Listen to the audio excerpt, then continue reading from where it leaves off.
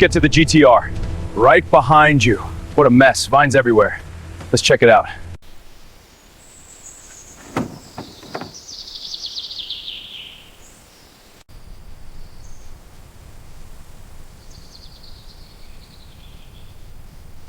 Check the timing belt.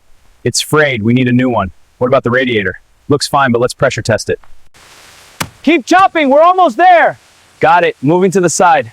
Good work, keep it up.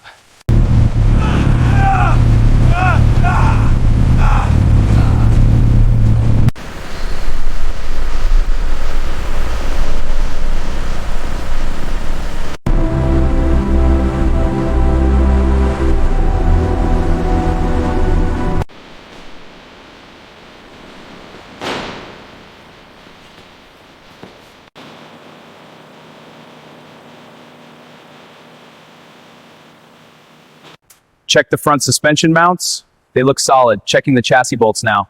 Good, note the exhaust hangers.